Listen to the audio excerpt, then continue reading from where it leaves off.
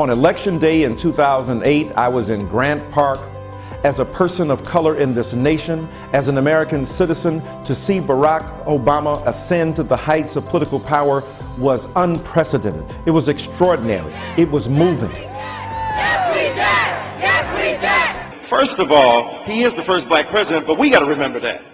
Jackie Robinson was the first. Jackie Robinson wasn't the best ball player. He was the best ball player suited to exist under the conditions that white folk would impose upon him.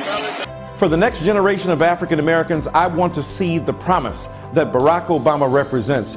He's brought a sense of hope and change and transformation to American politics. I'm walking down Air Force One. I love how he walks down and hollers at people. I love how he looks at black folk. I love how he looks at white folk. I love how he gives that Negro intimacy that is communicated telepathically. I love all of the symbolic gestures that are articulated from Obama.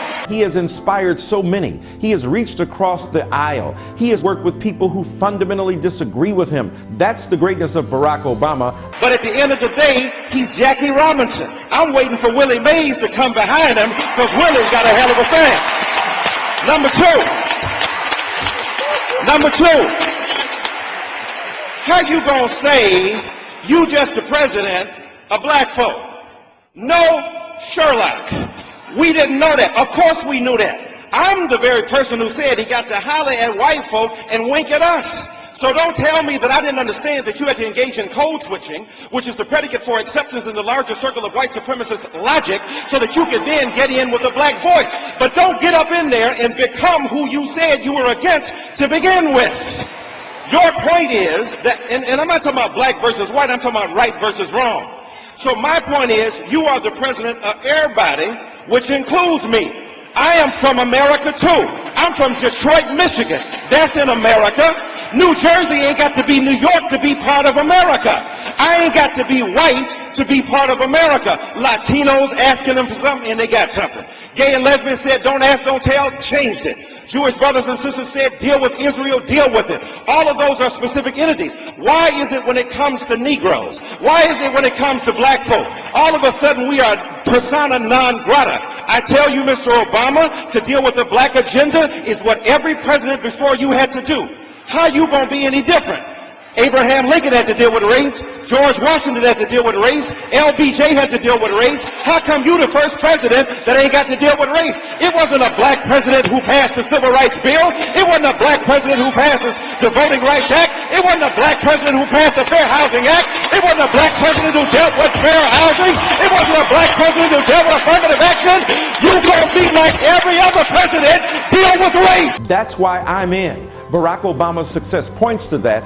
But unless we want to surrender that or forego what the full promise is, we must vote for him again in 2012. How you gonna deny Negroes money, 17% almost unemployment, 9% with white folk, 12% with Latinos, and tell me it's all equal? I'm telling you this, you bailed out the notorious AIG, you bailed them out. You bailed out General Motors, but you can't bail out African-American people who put together dimes and nickels and had parties for you to make sure that you could get up in the White House. And now when you get there, you can't have amnesia. Join me in helping him, talk about him, write about him. Black people think that Obama is Martin Luther King Jr. Excuse me. Martin Luther King Jr. shed blood in Memphis. From that blood and the soil in which that blood was mixed sprouted every ability of black people in a post-King era to survive. When that martyrdom rose up, it was 40 years from King's assassination to Obama's inauguration. So don't tell me you stencil his face next to King's and they're the same. You think Obama is Moses. He is not Moses. He's Pharaoh. You got to understand that Pharaoh, I'm not dogging him, I'm talking about his office. One man is a prophet, another man is a politician.